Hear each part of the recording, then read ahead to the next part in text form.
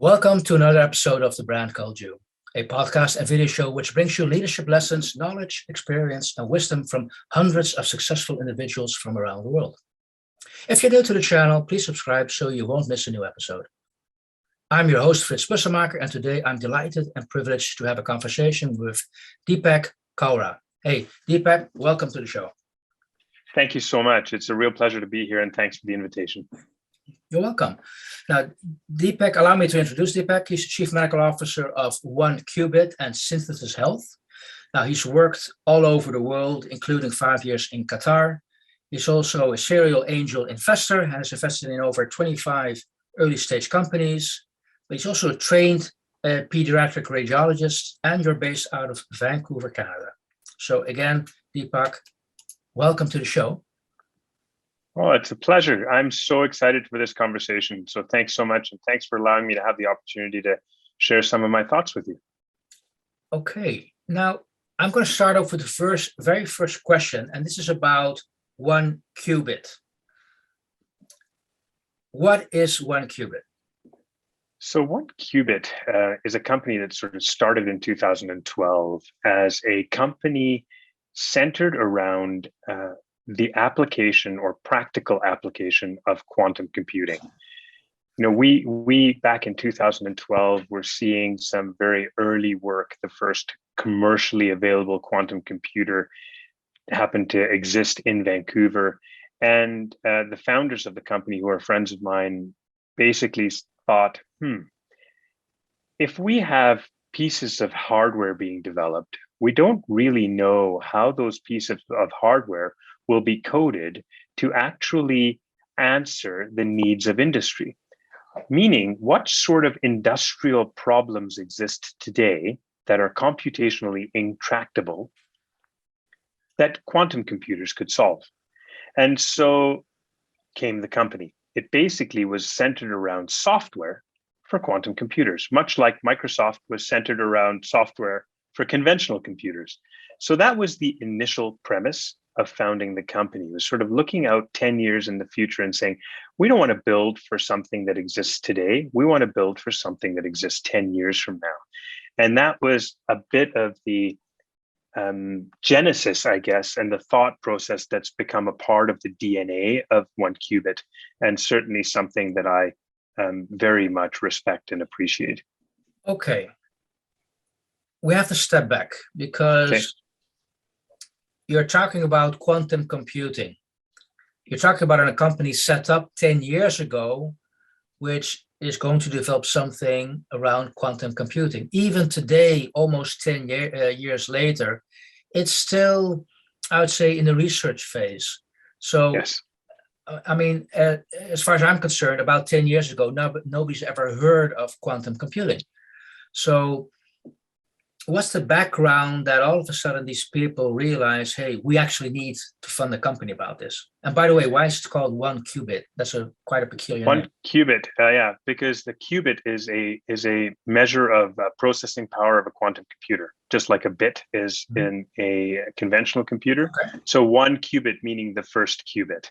And so that was the sort of little interesting play on building the first piece of software technology to power these computers, being the first qubit. And so that was the idea behind the genesis. The company itself, very interestingly, came to life based on the fact that the two founders, Andrew and Landon, both came from a pretty diverse background. One is an investment banker and the other is a finance and philosophy major. And so, neither of them have quantum computing in their DNA, but both of them have what I think is a very unique skill set. And that skill set is to, one, be hungry for knowledge, and two, once you have knowledge, to try to look at the art of possible by projecting out what that knowledge that you gain today might have for impact into the future. And like most innovators, they have those two very fundamental principles at work. And so why did they form the company? They basically looked at this and said, well, what's the next horizon of computation? we're already starting to see people develop technologies that were application-specific integrated circuits, right? So we sort of developed these computers. People have developed these computers, and the computers have become conventional computers have become multi-capable or all-purpose, sort of like the laptop that you have. And then people realized that actually we're reaching the point where, I don't know if you remember back in the day, you'd have the Pentium 386 and then the 486 and the 586 and then even Apple was guilty of that. Well, now we produce, our processor speed is 1.2 gigahertz. Now it's 1.4 gigahertz. Now it's 2 gig, and it just keeps going on. And then that race sort of, people quickly started to stop saying the advancement in terms of processor speed, because that no longer was the rapid rate at which the processor speed was evolving, because we were running up against physical limitations. The size of the components on a chip were now being split by 20 nanometers, right? So you start getting a whole bunch of crazy things that happen when you go sort of below 10 nanometers on a chip. And so we were beginning to see people say, well, we shouldn't build computers that are all-purpose. Why don't we build specific circuits that do specific things? And probably the best and most approachable example of that is the Face ID chip in your Apple iPhone. That chip is a application-specific integrated circuit. It can't add 2+2. It can't broadcast a Zoom meeting. It can't do any of those things. What it does extraordinarily well is look at 300 or so points on your face and tell you that it's you. And that's it's built just for the application. And so you say sort of 10 years, okay, well, we looked at quantum computing 10 years ago and said, well, there's not much going on in this space, but knowing full well that actually, if you want to look at what's going to happen in the future, you look at what's happening in academia today. So if you look at, we already can predict with reasonable clarity, if you look at the amount of work happening in academics and say, okay, well, if we're looking at academic work today, typically 3 to 10 years out, what we see in academia ends up being in industry. And so they were looking at some of this work in quantum and saying, wow, we're really seeing a heat up in terms of funding for quantum computers. And D-Wave had opened in Vancouver and had a significant amount of funding that was provided to D-Wave for building the first commercially available quantum computer. And there were a whole bunch of other companies starting to spend some time in this space. They said, well, we should build a software for it. We should see how these computers actually work and what they're useful for. And so that's how it started. And then we've sort of moved from there to recognizing that, yes, we're still in the research phase, but actually there are some practical things that we've learned. Some of those practical things, and this happens in the journey of most innovators, right? They start out thinking they're going to do something and then realize, wow, actually, we learned a whole bunch of things from thinking we would do this. And yes, that's still our long-term goal, but there are a bunch of things that we can do in the interim to get to that long-term goal. Okay, so you have a couple of examples of serendipity taking place? I do, yeah. And here's sort of one of them. So when we looked at building algorithms, we recognized that, and this, remember, 2012, machine learning was sort of just starting to get a little bit more popular, and deep learning, while it had existed in its conventional forms in a research laboratory invented by sort of 3 very prolific Canadian scientists, it was still not generally applicable until Google had done something very, very fascinating and looked at a bunch of YouTube videos and found cats in YouTube videos using deep learning. And that was sort of the transformational moment for machine learning, late 2012, early 2013. Around what deep learning had the promise to do. And at that point in time, people were looking at matrix multipliers on GPUs and all sorts of really interesting things. And the GPU became a hot commodity, GPU meaning graphical processing unit. So what happened was, you look at this evolution of computation, you realize there's another example of an application-specific integrated circuit, a GPU. We realized that, hey, you look at this and you think, there are a whole bunch of things that are happening in the world of conventional computing processing that haven't quite made it to quantum, and that there's actually a bunch of steps before we get to the general all-purpose quantum computer. We have the predecessor to that, which is called the noisy intermediate stage quantum computer, the NISQ. right? And that's what exists today. So Google has one, IBM has one, D-Wave has one, a bunch of Japanese companies have them, China has them, these NISCs, which means that they're still really error prone. They don't, they're very limited in what they can be used for processing, but they're very experimental. But if you back it up one level before that, there are algorithms that are made for these NISCs that are physics-based algorithms that use some of the properties for quantum computing and code them onto slightly conventional computing processing. And we call that quantum inspired computation. And so what we're able to do is sort of take create this or understand this spectrum where you've got all-purpose quantum computing here, you've got a general purpose conventional computer, you have application-specific integrated circuits, you have quantum-inspired computation, then you have noisy intermediate stage quantum computers, and then the final one. And all of those stages are stages that we actually use for application of technology. So let me give you an example. In the world of quantum computing, which is the part that excites me the most as a physician, is if you look at quantum and start thinking about what it means for us as living beings. The whole concept of quantum biology, you and me and everybody else, all our molecules and our subatomic particles all operate based on quantum theory. As crazy as it sounds, these sort of really bizarre sort of concepts that everything is energy states, and really most of us don't really understand that particles can transmit to particles in a remote area without really ever communicating with one another, and this whole concept of quantum entanglement and things like this. This is happening in our bodies every day, in every single cell. What quantum computing brings for us, which is very exciting, is the opportunity when we get to all-purpose quantum computing, is understanding what happens at that biological level. So how do we back that up? We recognize that actually, in order to understand how various chemicals interact with other chemicals, we need to understand their energy states. And understanding those energy states is really a very complicated process. So we are now able to use some quantum modeling, some quantum inspired computation. And with that quantum inspired computation, we are able to, sorry about that, I got interrupted there. We are able to identify what various energy levels and how molecules are going to interact with each other at various energy states, and then predict which interactions are going to have a higher degree of success versus not a degree of success. Okay. And so the world of chemistry is changing dramatically because of quantum computing.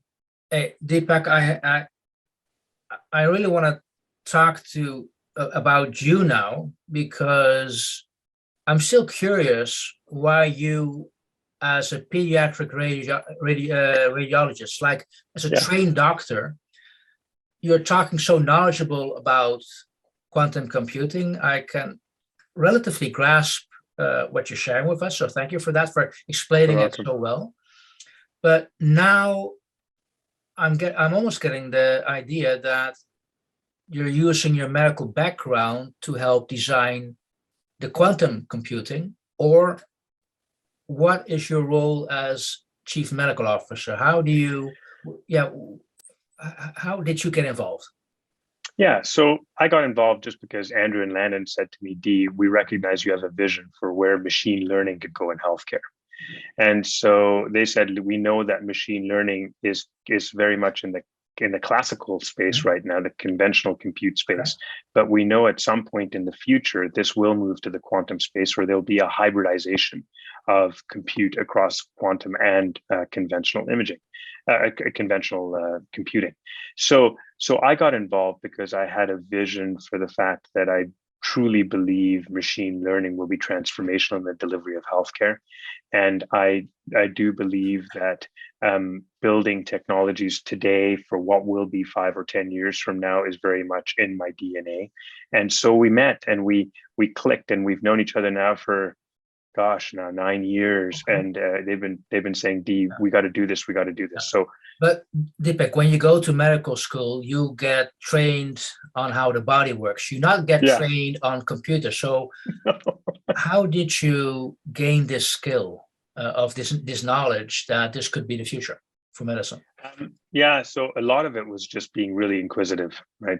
And back in 2008, 2009, I started my journey into machine learning. And I'm not a computer scientist. I'm not a mathematician. I'm just an inquisitive guy who really thought, maybe there's an opportunity to start looking at how do you do things differently. And I suppose if you want to think about, the things that make me tick and the sort of, I think one of them is very much that it's sort of around how can we do things differently, and by doing things differently, do things better. There's a great book by Sir Ken Robinson. I don't know if you've ever watched his TED Talk. It's a brilliant TED Talk. I love it. It's one of my favorite TED Talks. And basically Ken talks about applied creativity and being representative of innovation, and I love that. And so I think I'm a reasonably creative guy when it comes to thinking up ideas, but applying that to real world problems and solving that is what I love to do. So that's where it started, 2008, 2009. And, it's taken a long time to get to this point, but I do believe that we're now at the point where we will start deploying machine learning technologies into health environments, which we're already doing now, that will be transformative and will completely change the way we practice medicine. Okay, and is this just picking up the concept of machine learning in a newspaper, on the TV, whatever? There has to be some point where, so it is the very first time I've learned about this, and hey, it created this idea of, okay, how am I You're going to laugh. Yeah. You're going to laugh at this, but this is exactly how it happened. I happened to be having breakfast with one of the deans of the Faculty of Medicine here in Calgary, in Canada. And I asked him, I said, so what does your lab get funded to do? And he says, we do normalization algorithms on rat embryos. Mm-hmm. And I said, what? People pay you to do that? And he started laughing at me. He says, well, it's important work, D. I said, well, why? Explain to me what it is. He said, well, we take these embryos of rats and we CT scan them in a micro CT scanner. And then the lights went off in my head. What do you mean CT scan, right?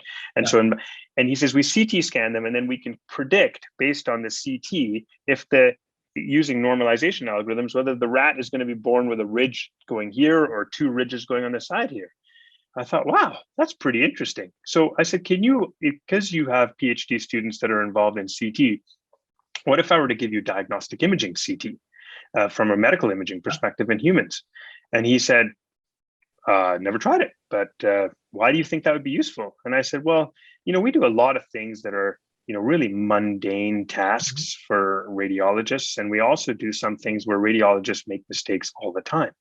I said, if we could standardize and use a machine learning algorithm to sort of look and normalize various parts of the body and then figure out which parts are abnormal, I said that there's something really interesting in that concept.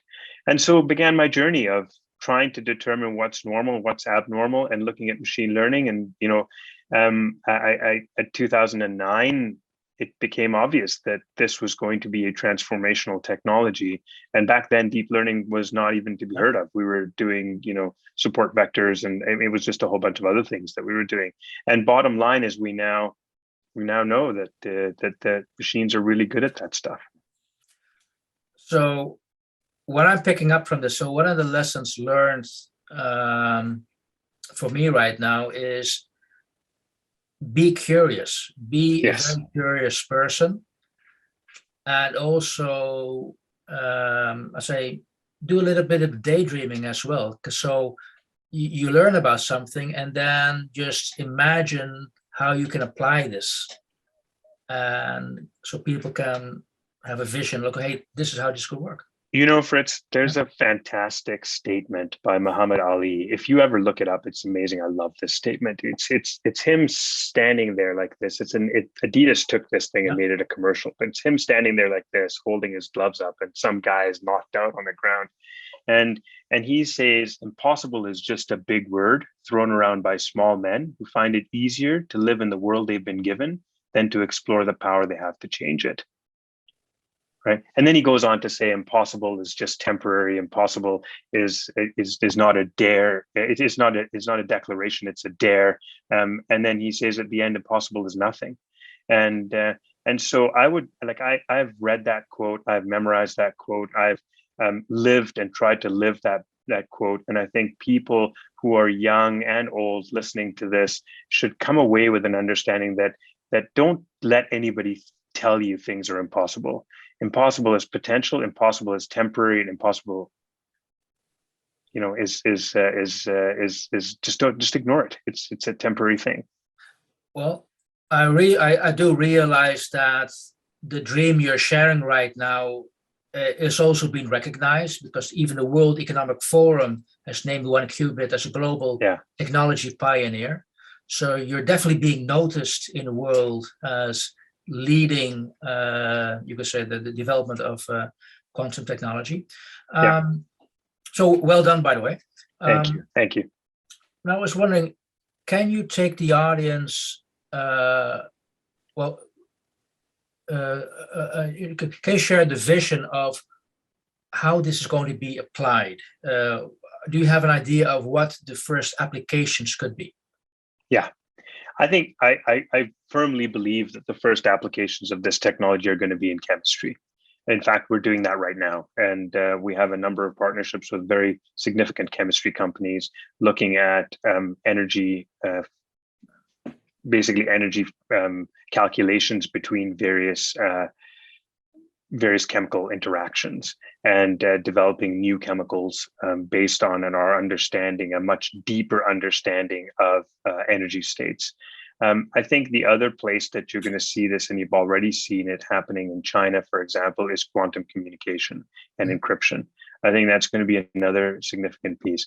I think it's going to be from a healthcare and life sciences perspective, we will definitely see impact of quantum on through chemistry on situations where we actually have the capability to identify new molecules for drugs, and more importantly, identify similarity of drugs that act on different molecules. So there's going to be a whole scope of work that's coming out of quantum computing that will, when we have quantum computers that are capable of doing this type of processing, we can already do it in simulation right now.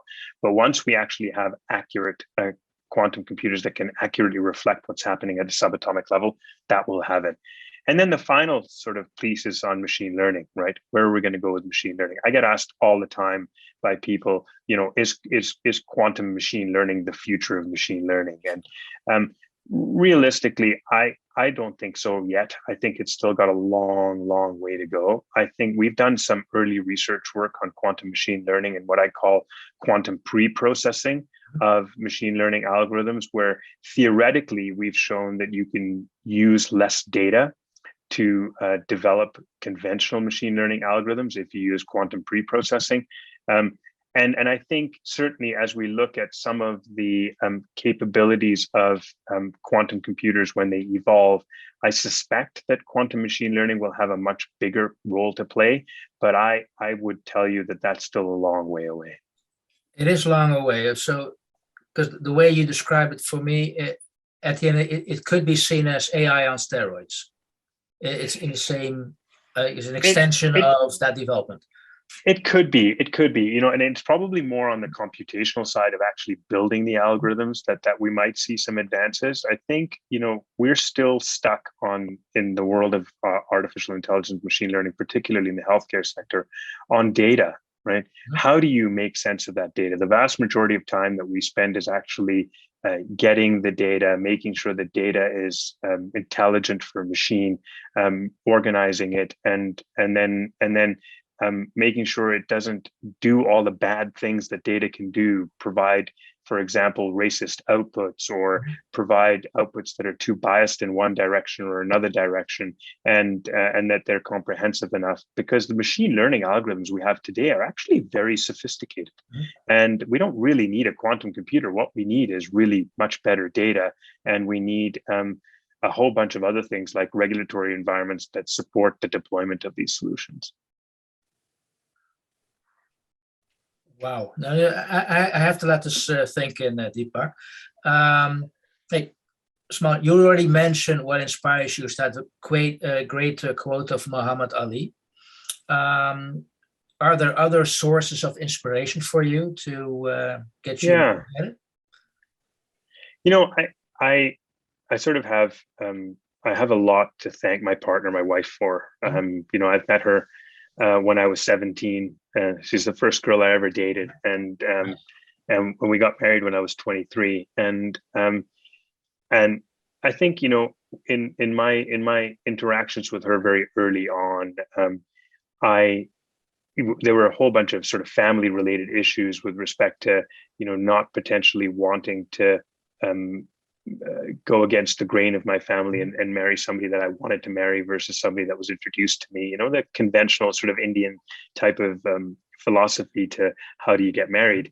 And I went against the grain at that time. It's the first time in my life I ever went against the grain. And I remember walking into a market in Florida, and right on the front, like it was almost like it was made for me. Right on the front desk, there's like a little table set up there, and Nike had just come out with the statement, "Just do it." This was in 1990 and 1989, 1990, and I remember looking at that hat, and it just spoke to me. It just spoke to me. I picked up that. I never worn a hat in my life before. I bought the hat for, I still remember this, for $20. Back then it was a lot of money. I bought the hat, and I swear to God, I wore that hat every day. I looked at myself in the mirror every morning before I went to school.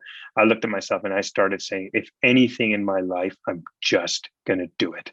Right. And it became, those three words became like operative words in my DNA. I bet you they're imprinted somewhere in my DNA. At some point, somebody's gonna find them and go, "What the hell? How the hell did that happen?"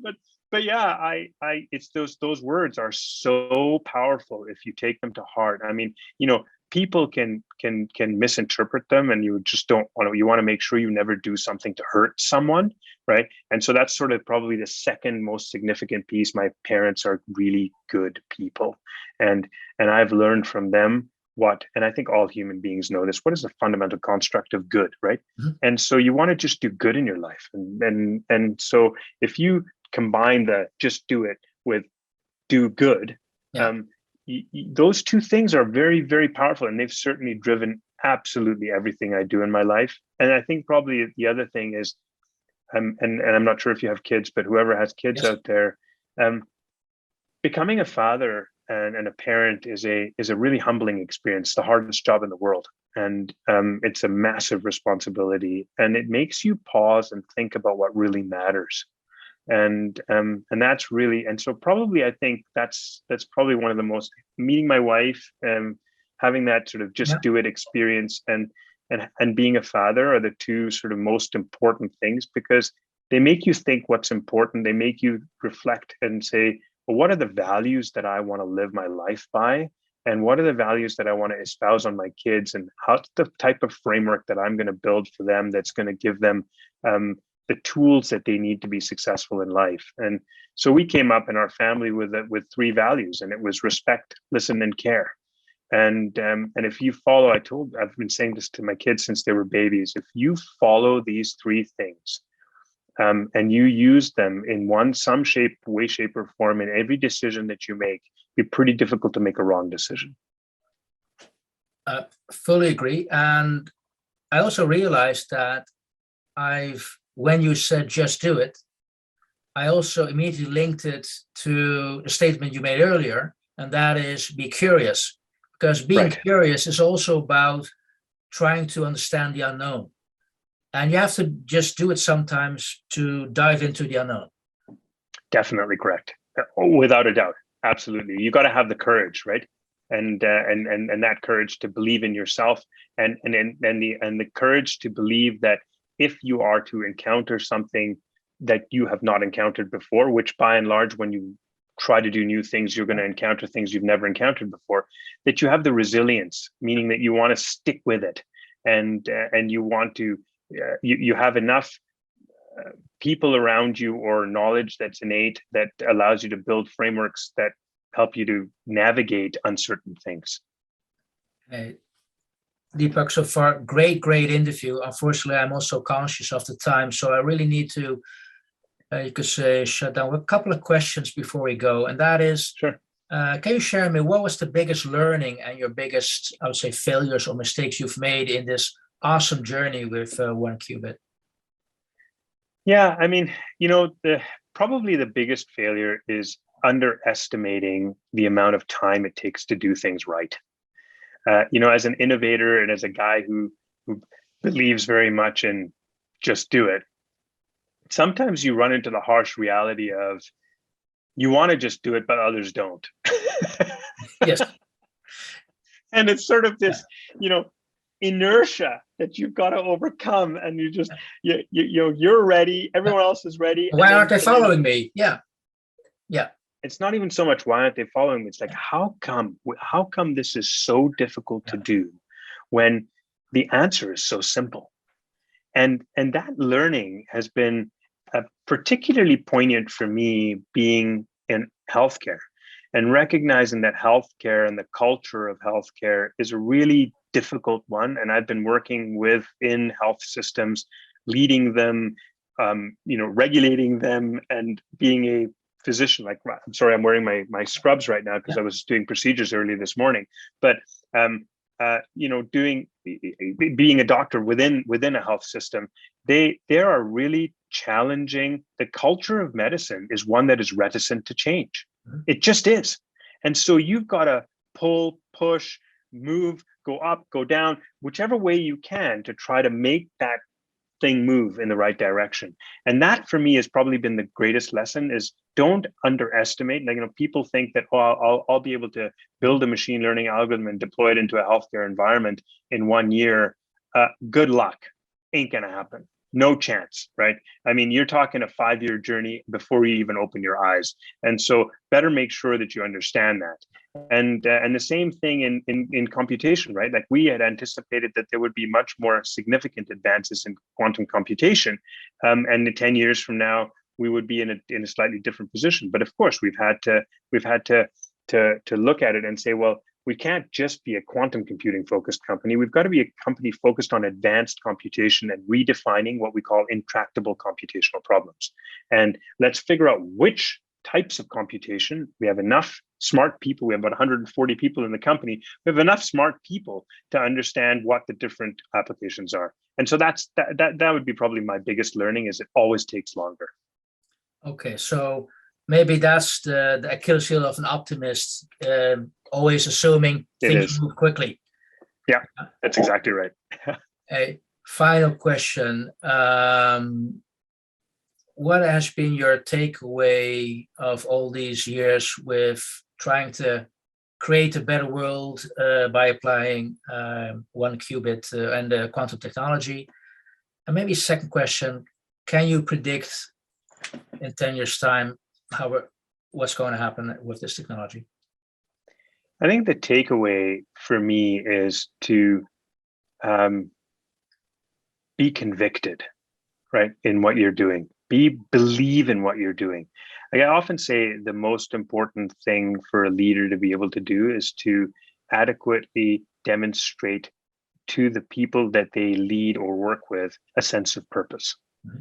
And so if one as a leader tends to be vague or inconsistent in the